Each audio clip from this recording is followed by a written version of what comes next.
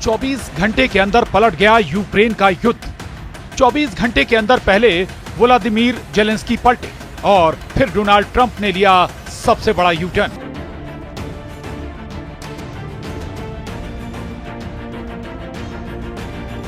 दोनों ने मारी ऐसी पलटी कि दुनिया चौंक गई। 24 घंटे के अंदर पुतिन से लड़ने की बजाय अब अमेरिका से यूक्रेन लड़ने लगा।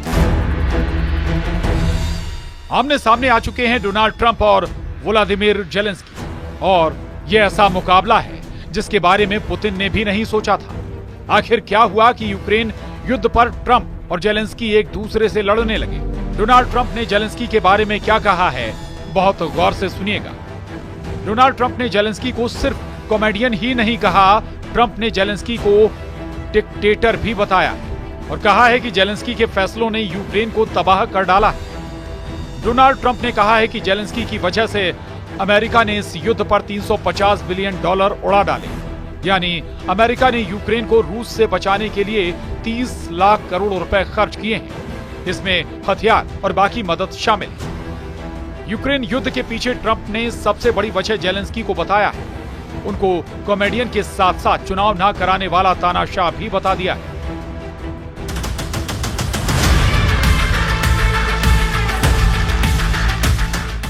जो अगर नहीं हटा तो यूक्रेन बाकी नहीं रहेगा। ट्रंप ने अपने एक रिसोर्ट में दिए बयान में जेलेंस्की को तानाशाह कहा और वो सब कुछ कहा जिसकी जेलेंस्की ने कभी उम्मीद नहीं की थी। यही वजह है कि अब यूक्रेन बनाम अमेरिका की टक्कर शुरू हो गई।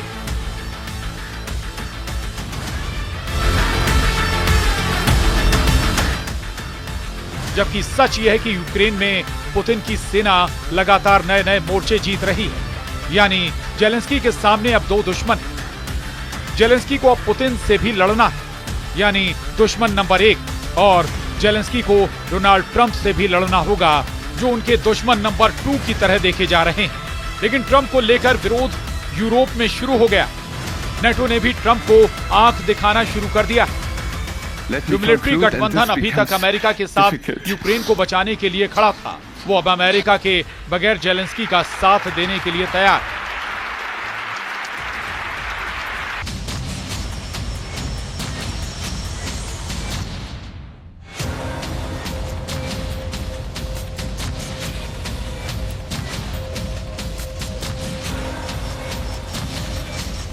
जर्मनी के चांसलर ओलाफ शॉल्ज ने कहा है कि ट्रंप गलत बोल रहे हैं।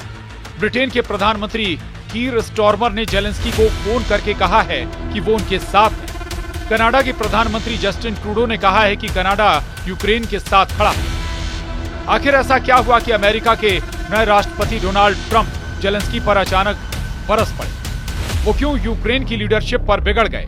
इसकी बहुत बड़ी वजह है, लेकिन वो समझने से पहले देखिए यूक्रेन की राजधानी कीव पर जब पुतिन ने हमला किया तो कैसे जेलेंस्की का एयर डिफेंस एक्टिव हुआ। ये वीडियो कुछ इजराइल के आयरन डोम की याद दिला रहा है, जिसने हमास और हिजबुल्लाह के सैकड़ों रॉकेट्स पर ऐसे ही आसमान में ब्रेक लगाई और इजराइल को बहुत हद तक बचा कर रखा। इस वक्त यूक्रेन ही नहीं बल्कि पूरे यूरोप का आसमान एक नए खौफ से जूझ रहा है। डेनमार्क ने भी अपना रक्षा बजट $7 अरब बढ़ाने का फैसला किया। ऐसा इसलिए क्योंकि ट्रंप के अंदर यूरोप का भरोसा खत्म हो चुका है।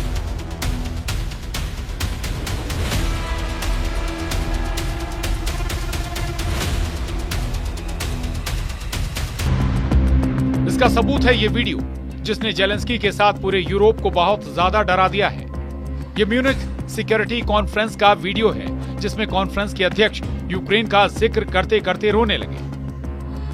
वहीं MSC के अध्यक्ष क्रिस्टोफ ह्यूसगेन का भी बयान सामने आया है। यह सम्मेलन एक ट्रांस अटलांटिक सम्मेलन के रूप में शुरू हुआ। शुक्रवार को राष्ट्रपति वेंस के भाषण के बाद हमें डर है कि हमारा वजूद अब खतरे में है।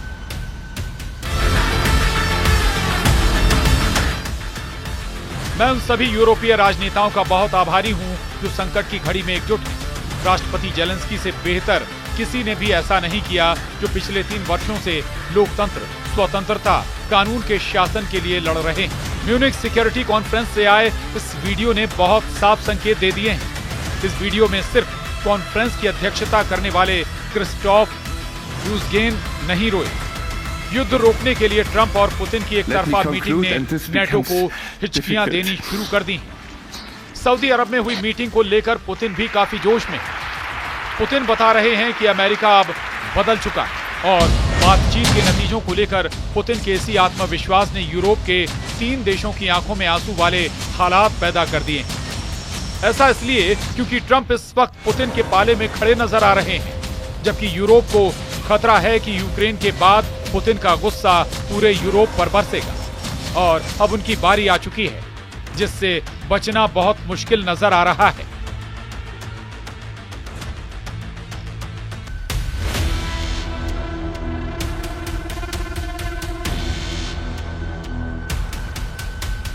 रूस का कब्जा बहुत गहराई तक हो चुका है।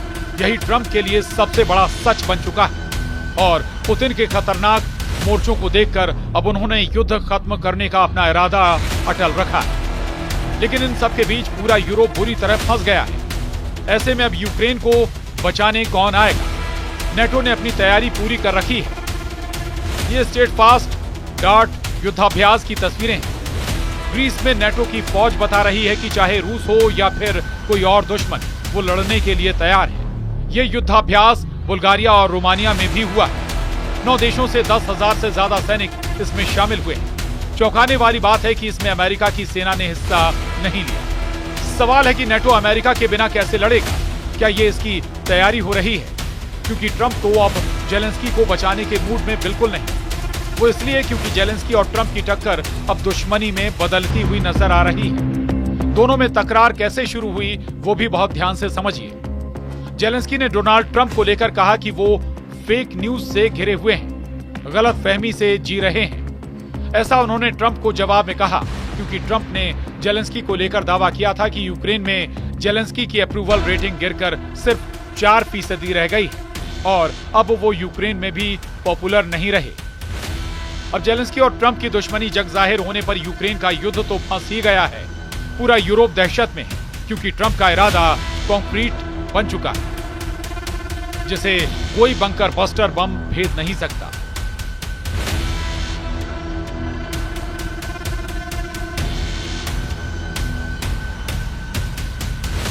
डोनाल्ड ट्रंप के इसी बयान ने जेलेंस्की का हौसला तो तोड़ ही दिया है।